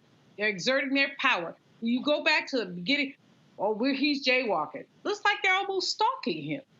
This is absurd. It is just, again, if you're sitting here, if you're a police officer, Kieran, and if you see somebody doing something, if you see wrongdoing happen, I get it. but jaywalking. The level of selective enforcement is just crazy to me. I mean, you see somebody who is peaceful, and you just decide to roll up on them and harass them and then kill them. It goes back to the same thing that I said before about the incident in Plano. You just have a level of government harassment of Black people that a lot of times ends in death. And I really think we need to call upon the Biden administration to do something about this epidemic of Black people, Black men especially, being killed. So it's disgusting that we continue to have to go through this. And I'm glad I didn't have to watch another Black man get killed. I know it happened, and I'm so sorry that it did, and feel for his family. But it's just to the point now where it seems like every other day we're watching another video of another Black person being killed, and it's just terrible. Look at that face. It's so sad. I mean, that brother, he's gone, Teresa, because you got cops who are they just do what they do. And this is the crazy stuff here. You look at the Plano, the perfect example. That brother could be dead in Plano. That's how things escalate and Black men end up getting killed. Yeah, so these videos are in strict contrast, but also the same. So in one hand you have the homeless man who is literally walking across the street, and it's not a death sentence. It should be actually what it's constituted as is a ticket, but it's not warranted for a gun to be drawn and shots to be fired and your life is to be lost. So it's very interesting circumstances. And again, this is the time where, it's just too many times we're all having these conversations about justice and what does criminal justice reform looks like. It looks very clearly, if we start to, start putting our powers legislatively and judicially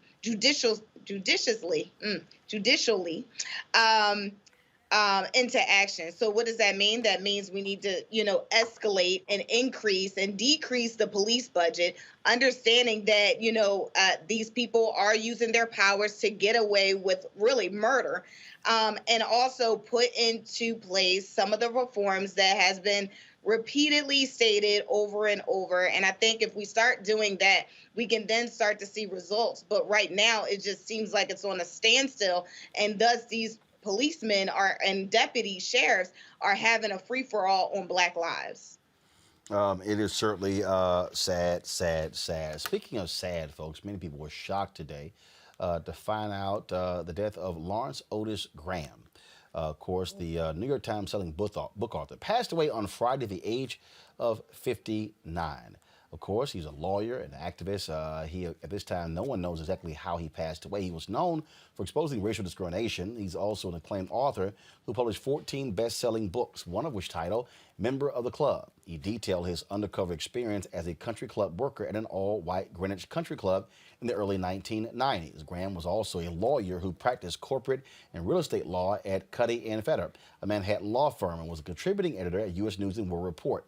He also was a former adjunct professor at Fordham University, where he taught African American studies and American government. A public viewing for Graham is going to be held Friday at Lee's Funeral Home in White Plains, New York. Julian, it's interesting here when you talk about the passing of Lawrence Otis Graham. Man, so many people ripped him when he did his book. He did his book about the first Black senator. Him and his wife, of course, called a socialite. His book dealing with the Black elite as well. People were like, oh my goodness, Lawrence Otis Graham was, it was all about the elite. But here's the deal: he was writing about actual Black people. So you can be mad, upset. I remember having him on my radio show when he was promoting the book, WVON. But the reality is, that was also Black people. This notion that you didn't have Black people who lived that life, it was just wrong. No, absolutely. I interviewed him years ago, and we actually hung out a couple of times. He came to Washington, and I took him to a couple of parties. He was a good guy. He was really smart. he was classist, but, many of us in these positions are. We don't want to admit it, but we actually are. And he got the ways. I mean, what I liked about him the most is that he took the Black experience from where he was, and he wasn't born bougie, but he got bougie. And he took that and talked about it. And a member of the club, he really talked about it. One of my favorite and most funny conversations with him was about his nose job. And he talked about how he had been encouraged to get a nose job because his nose was too Negro. And I thought he was cute, nose job or not, but we talked about it on the air about, why did you do that? So he was really experimenting with his authentic self and sharing his authentic energy. And I didn't know he had been ill. We had been in touch in a couple of years, but I'm sorry to hear that he passed. And I think that people who have anything to say about him should just go back and look at some of his work. Elegantly written, very insightful, and just really right on time. Again, the book that really said it out was a member of the club, Reflections on Life in a Racially Polarized World. First of all, he wrote an article for New York Magazine where he detailed Teresa going undercover as a waiter at a country club, making $7 an hour and writing about all the stuff that white folks talked about at that country club. Man, that certainly stirred a lot of stuff up. The book I was talking about, and I have this book, and it's an amazing book. It is called The True Story. Go to my iPad, please. The True Story of America's First Black Dynasty, The Senator and the Socialite. That was really an absolutely just fabulous book that he was writing about. And then, of course, Our Kind of People was another book. I'm going to show you the book cover in just a second, folks. So that's a socialite there. Let me show you Our Kind of People. That book detailed, give me 1 second, I'm going to pull the cover up. Inside America's Black Upper Class by Lawrence. And of course, that did very well. And that was the thing, Teresa. I never understood people being pissed off because he wrote about bougie black people as if you ain't got bougie white people. See, I think if we really want to go there, I think we need to confront the reality that there are too many black people who have defined blackness based upon public housing complexes, growing up without a daddy, and being broke. If we really just want to go ahead and go there, okay? Because you know what? It's a whole bunch of rich white people and it's some broke-ass white people. But this whole notion that to be black is defined by one thing, that's what he wrote about. Now, you can be upset with that, but that's real. Yeah. And I think that was the perspective that I enjoyed, because part of it is, if you read his books, you start to understand and you start to look at your neighbor and your colleague, and you're like, you could be a part of that socialite, that black elite club, right? Because it's little instances, and it's nothing wrong with being in the black elite, but just don't lose yourself when you're a part of that society. Don't forget where you come from. Don't forget to pull others up so they can also be in the club. So the percentage in that population also increases. But also we just need to be very cognitive. And that's where I think from my understanding, that's where I got from his books, is that we just, as black people, just need to be real cognitive of who we are, the arena that we're in, and how we conduct ourselves.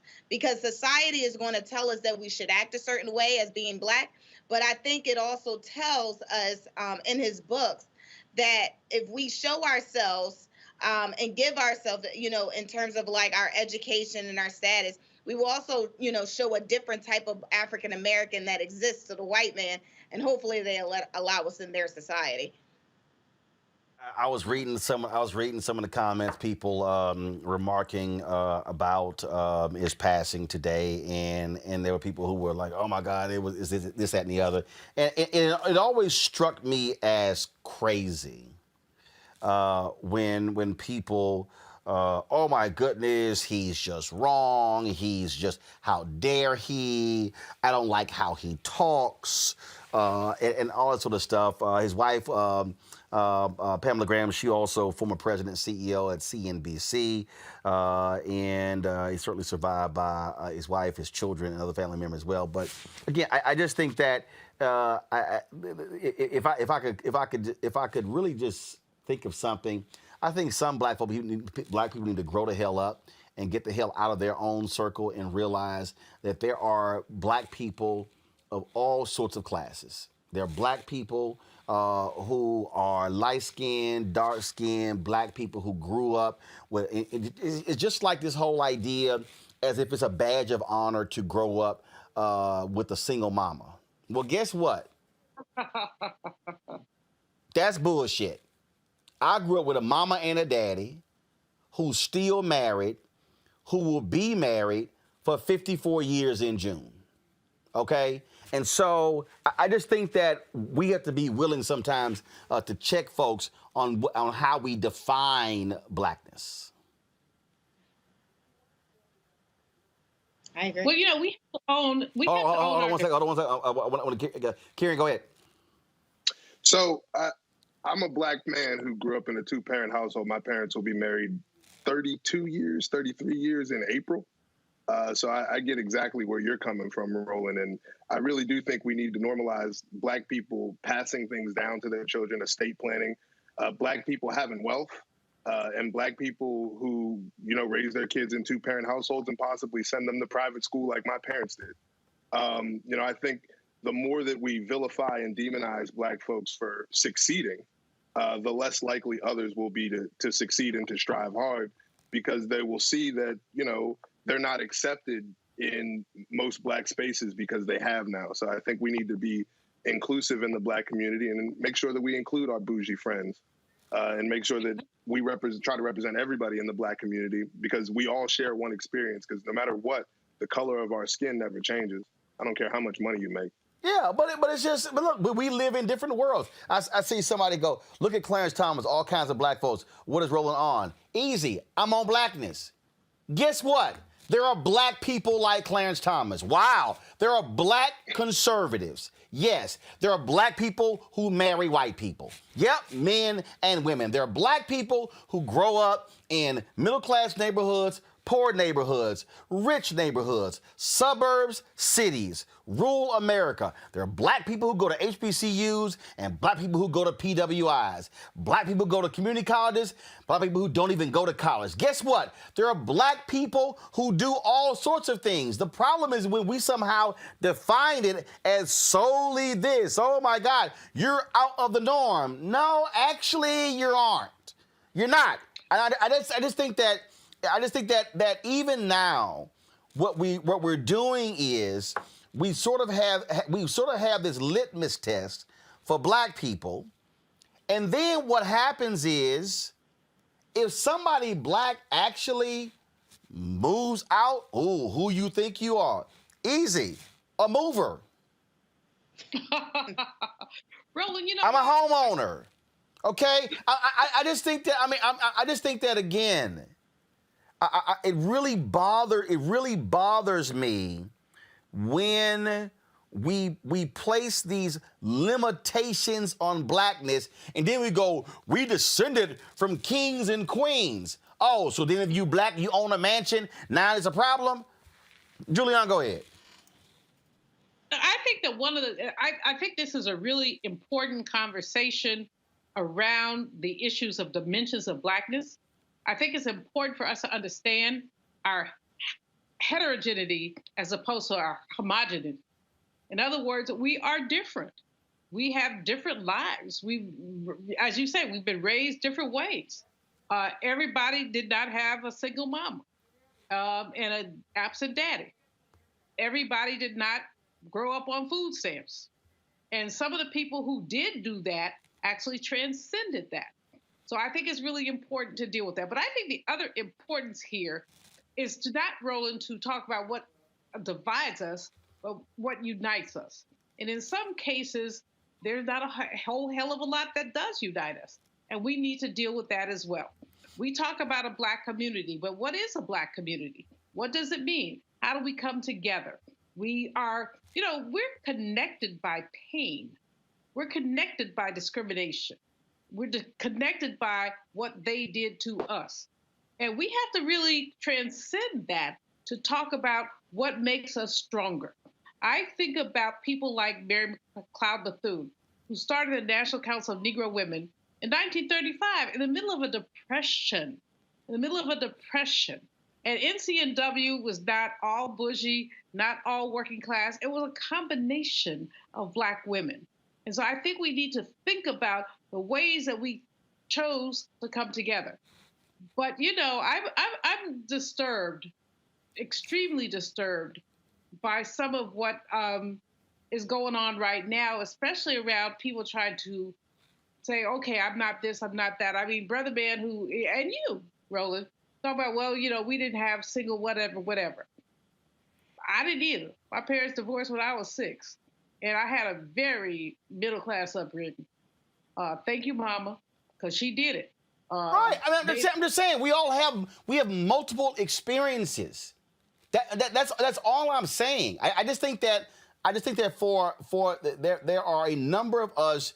It becomes this notion of how do you define Blackness? And look, we all sit here like I crack on Jason Johnson, said I'm gonna snatch his black card because he don't know how to play spades. Now I think right there. Because I always fail. Huh? I said, I always fail at spades. I don't know how I mess up all the time. Hold up. Do you not know how to play? You don't play, or you play bad? I play bad. Right, but okay, fine. Just keep your ass away from the spades table. But at least you can actually sit down. Jay, first of all, how you an economist and you bad at spades? It's all about numbers. Well, Roland, let's not talk about it. You don't want to go there. You don't, Lord, let me just go ahead and move on because I don't understand. The same table with me at college.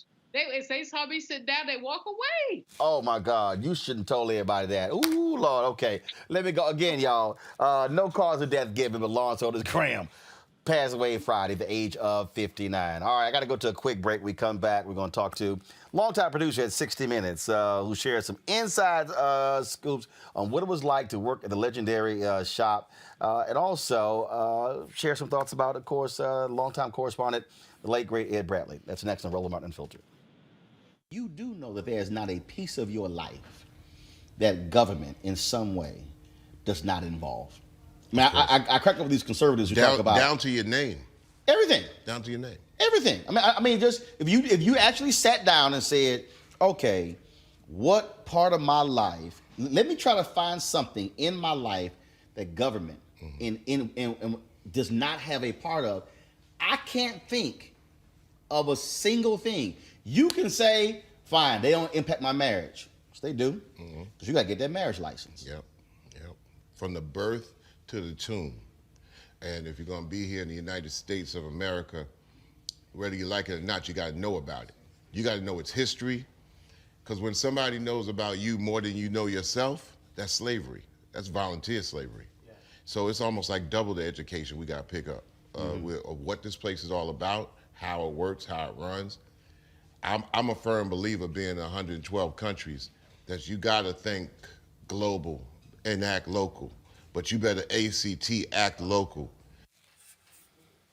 All right, folks. Welcome back to Roland Martin Unfiltered. Every course Monday we always like to have book authors on the show, and came across an interesting book. It's called Ticking Clock: Behind the Scenes at 60 Minutes by Ira Rosen. Of course, Emmy Award-winning producer. Go ahead and show the graphic, please. Thank you very much. And some quite hilarious and interesting stories about what it was like to work at 60 Minutes. He joins us right now. Ira, glad to have you on. You were there from the beginning, and that certainly had to be quite a different view, working there for so long and seeing how it all unfolded. Thanks for having me. I was 26 years old when Mike Wallace hired me. He had no reason to hire me aside from the fact that I played tennis. And he taught me, my original title for this book was called Growing Up in 60 Minutes, because I did grow up there. And Mike would take me out to dinners and he would teach me the art of the interview, which I was listening to a little bit before. You're quite good at it, which is you listen to a person's answers and you respond. You just don't try to get through a list of questions. You try to build up an air of confidentiality around a person. You try to give them a reason to want to go on camera or talk to you so that they're sharing with you. And you also ask the hardest questions first. So that way the person begins to relax a little bit and then you come back at them later on. And one of the people, you began by talking a little bit about Ed Bradley. Ed Bradley was a master. I mean, everybody at the show wanted to work with Ed Bradley. He had a certain style to him. I mean, I was going to do one story with him. I ended up doing it with Mike Wallace. We were going to do Jesse Jackson's first run for president in 1983. And then Mike took the piece over. But there was a certain class to the guy, which, everybody there admired. Everybody wanted to be Ed Bradley. Everybody wanted to work for Ed Bradley.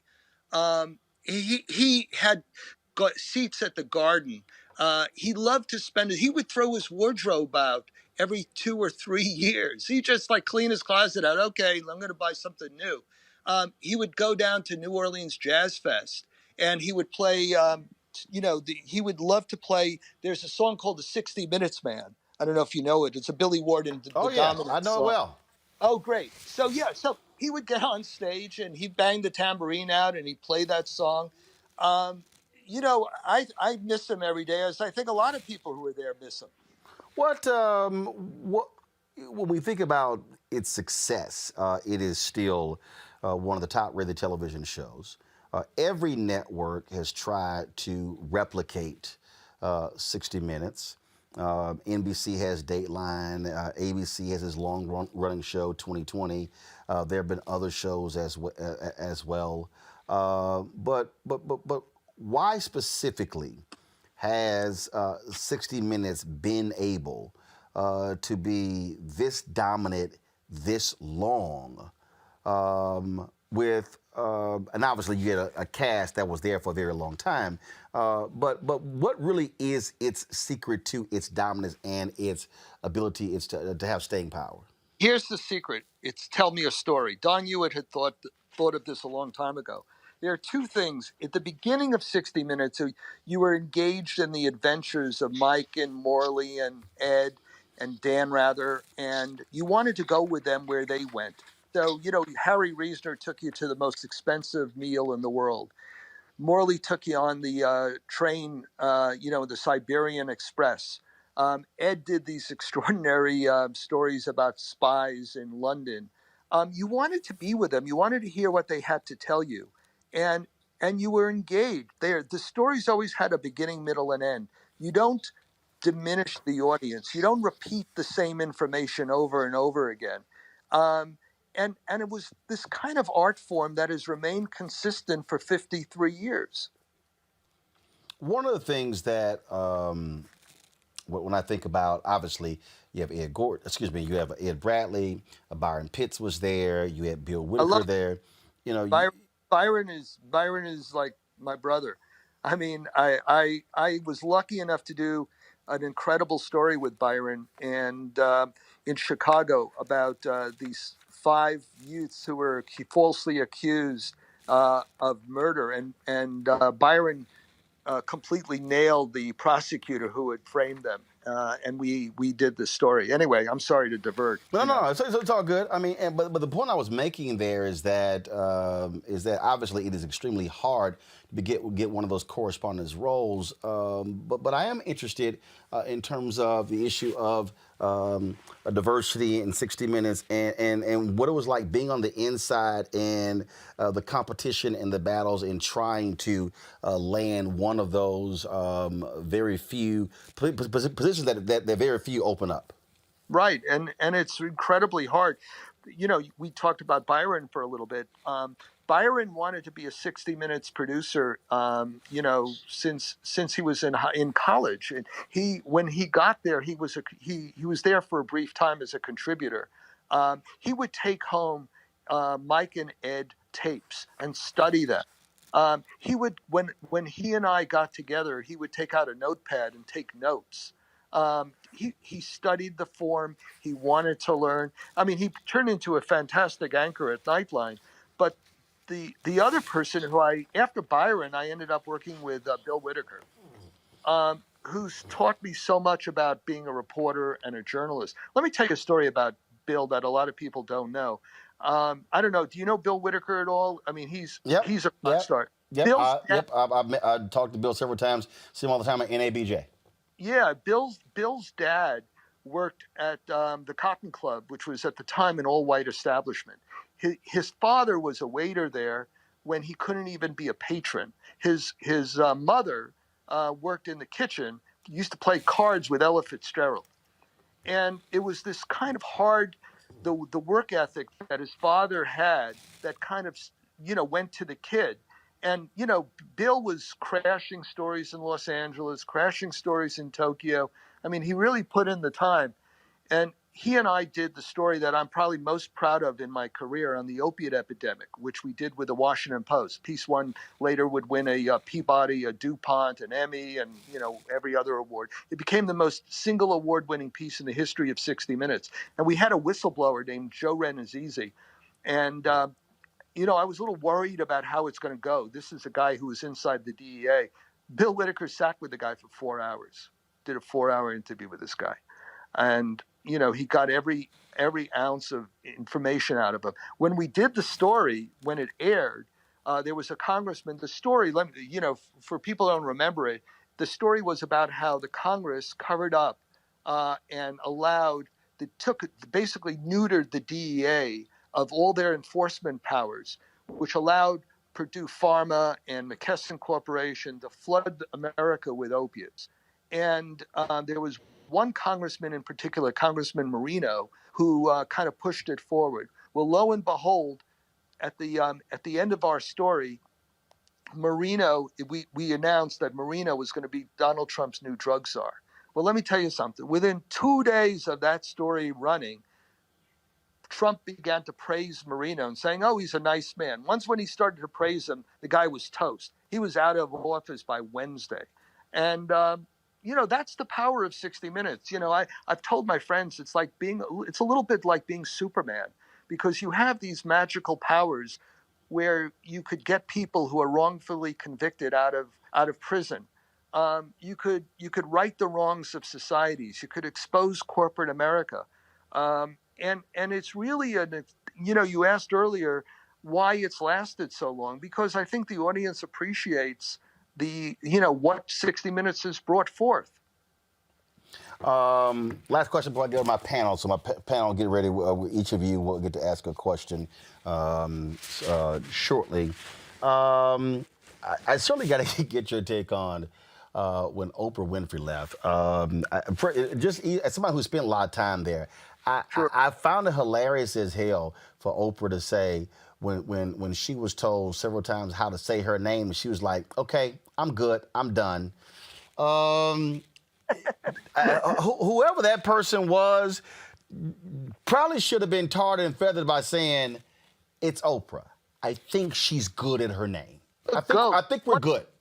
She's the GOAT. What are you telling the GOAT how to pronounce her name? I completely agree with you. I mean, I was flabbergasted, and I'm not going to name any names. Not going to say who that person was, but I had a talk with that person, and I had a talk with him, and let's just leave it at that. I was stunned. First of all, you got to understand something. Oprah is basically volunteering to work there. Right. It's literally Oprah Winfrey doing 60 Minutes. It's like her going down to the food bank.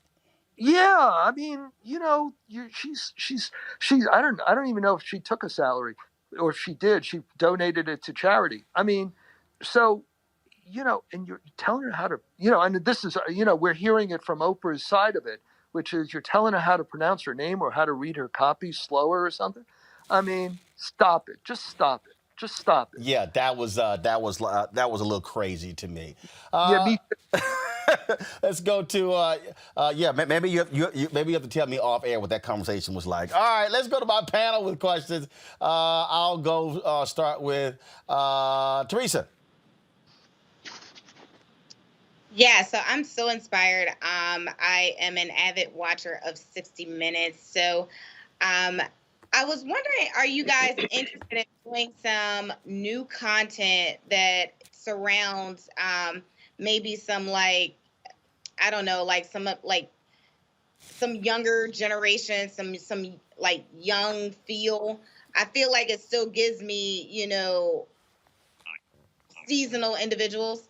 Um, which is great. But do you guys plan on bringing it a little bit up for the new generation? So hold on. Let me do this here. So I'm going to add an addendum to Teresa's question.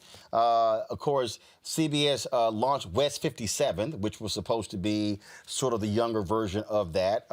Meredith Vieira was one of the folks who was on that Ira. That did not sit too well based upon what I've heard with Don Hewitt. Then, of course, the new show, 60 Minutes had launched a show with Quibi. Wesley Lowery is one of the folks who was a correspondent on there. Quibi, of course, shut down. They're looking at launching a similar show on the Paramount Network. But, so, Zara, go ahead and just share, historically what it was like having 60 Minutes and then West 57th and how Don Hewitt was not the greatest fan of that show. God, it's so nice you remember all this history. Back then, there was a rivalry. And Don would always be teasing the people at West 57th Street. You have that class. And in the elevator, they were on the 8th floor, we were on the 9th floor. And there was a real rivalry. But having said that, Steve Croft came from West 57th Street. Meredith Vieira came from West 57th Street. John Ferrugia was there for a period of time. So, I mean, it was... It brought a lot of younger stories at the time. Of course, they didn't have the protected time slot that 60 Minutes had, which was Sunday at 7. And, people inside often joked, you could put a test pattern on and still get a 12 share. I mean, so, that's a huge, huge advantage to have. But so to your point, Teresa, they are actually doing that show. But again, it was on Quibi. Now look for it possibly on this Paramount streaming service, which they're launching, which combines CBS All Access and some of their other properties. All right, Julianne, what's your question? One of the most impactful 60 Minutes pieces I saw was when someone went underground in a meat packing plant and basically looked at wages and all of that kind of thing. I think that's the kind of thing that 60 Minutes does best. What's next in terms of that investigative journalism? So, I wrote about this in my book, Ticking Clock, where I was a senior producer at Primetime Live for 15 years. And I was in charge of all the investigative stories we did there. And what I brought to the table was hidden cameras. And I don't know if anyone remembers those stories. Of course we do. Primetime Live hidden camera investigation, where we actually did send people into a meatpacking plant to see the conditions that exist there. We also sent them to sugarcane fields. We sent them to board and care homes, daycare centers, VA hospitals, and it was really seminal work. But then I senior produced a story called Food Lion. Now, Food Lion was a grocery store chain where we sent 2 people in undercover, and it resulted in, a big litigation. And I have the whole story of what happened in my book, but the long and the short of it basically is we lost the first round, won the second round. The award was reduced to $1. But as a result of that story, all these hidden camera investigations for a period of time kind of went away. Yep, I certainly remember that lawsuit as well. Kieran Young, your question. My question would be, tell me about the experience that you've had with the size of the NFL audience leading in on Sundays. I imagine that the power that the NFL has leading into the 60 Minute show gives you a broad audience and a good way to, if you can hook people in the first 15 minutes with a good story, it can be amazing for the rest of the show. So I'd like to talk about that. Yeah, no, you're exactly right. I mean, what you're always looking for in TV is you're always looking for a good lead-in. And, what happened in those periods of time is that you always programmed along a big NFL weekend. You'd look for the late game, the 4 o'clock game. And, a 4 o'clock game, especially with a good rivalry, back then it was, believe it or not, it was the New England Patriots against the Jets, say, would be a good lead in. And so you would program it, and then you would promote it throughout the game. So you're then getting the overflow of the NFL audience. And then after 60 minutes, what it does is it helps launch the night for CBS. So, the 60 is on 7 to 8 or 7:30 to 8:30, and then it sets up the rest of the night for CBS. So it's very important.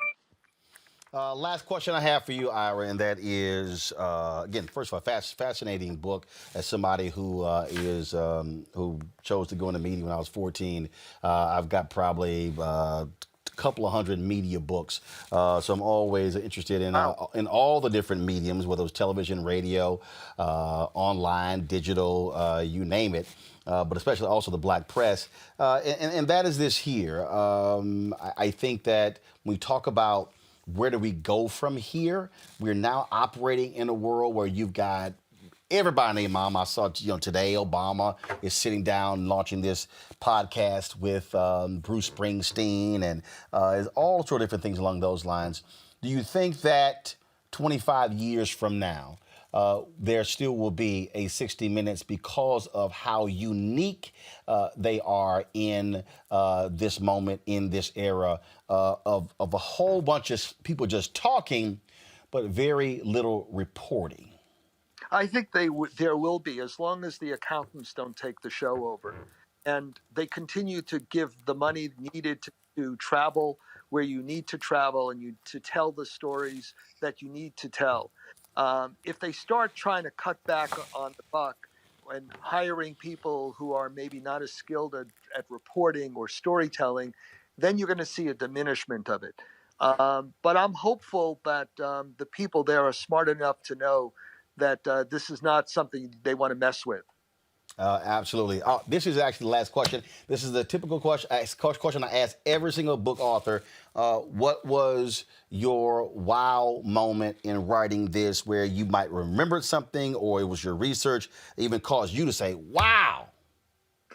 When I was in Pakistan, and I was, I kind of dumbly went to the Red Mosque, which is in the center of Islamabad, with the CBS fixer, and I did an interview with this guy who was the Al Qaeda representative in town there, and his English is probably better than mine. I was frankly, I didn't have my radar on that night, and so after the interview, he took me into the back where the madrasa was, and he's showing me around. And then suddenly the CBS fixer and him started getting into a fight, an argument. And the CBS fixer grabbed me and pulled me out of the place and brought me into the car. And he was a very calm guy normally. He started to heave. And I said, what just happened? And he said, well, they were talking about making you another Daniel Pearl and kidnapping you. And I told them that my brother is the police chief in Kohat, which is a nearby town, and that if they kidnap you, he will track everyone down and slaughter them by morning. And he said that just gave us enough time to get the hell out of there. Yeah, that's a wow moment. That is a wow moment. That certainly fits the bill there, y'all. The book is called Ticking Clock: Behind the Scenes at 60 Minutes from Ira Rosen, Emmy Award-winning producer there at 60 Minutes. Ira, we sure appreciate it. Thanks a lot. Thanks for having me. All right, then. Thank you very much. Thank you very much, Kieran, Julian, and as well as Teresa for being on our panel today. Thank you so very much, folks. If y'all want to support what we do here at Roland Martin Unfiltered, please support us by joining our Bring the Funk fan club. You can join us via Cash App, which is Cash App $RM Unfiltered, PayPal.me/R Martin Unfiltered, Venmo.com/RM Unfiltered. Zelle is Roland at RolandSMartin.com. Tomorrow, I will be in Atlanta. We're working on a particular project where we're going to be doing these intergenerational conversations. Cliff Albright sitting down with Ambassador Andrew Young. You'll be able to see that later on. We'll tell you more about that. So tomorrow, I'll be on the road in Atlanta. Wednesday, I'll be sitting down with attorney Fred Gray. Of course, 90 years old, one of our legal stalwarts and civil rights veterans. And then Thursday, we'll be broadcasting from Jacksonville, Florida, where we will be facilitating conversations with Tiffany Lofton, Dr. Janetta B. Cole, as well as Charlie Cabo Snick and Philip Agnew. So, all right, folks, that is it for us. Again, please support what we do. Those of you who support us on YouTube, we appreciate it. But remember, we get 55% of our revenue on YouTube. They get 45%. And so you'll join our fan club. If you want to be want to support us monthly, please do so by supporting us directly via Cash App, PayPal, Zelle, or Venmo. That's it for me, folks. I shall see y'all. Oh, hold up. I did forget. And that is big shout out. This weekend was the 94th birthday of the great Sidney Poitier. His birthday was this weekend. Yesterday, of course, was the birthday of Congressman John Lewis, who we lost last year. And yesterday also was the birthday of Nina Simone, who passed away a number of years ago as well. So I wanted to go ahead and shout them out, and also shout out for today. That is today's birthday of Dr. J. The great Julius Irving turned 71 years old today, and so I wanted to shout out Dr. J. And so I will leave you guys, of course, with this photo here. This was the photo that I took with Sidney Poitier when we were at Oprah's home. When Selma came out, she had a gospel brunch. And so, he is one of our greatest. Talking about the GOAT, Sidney Poitier. Happy birthday, Sidney. Talk to y'all later.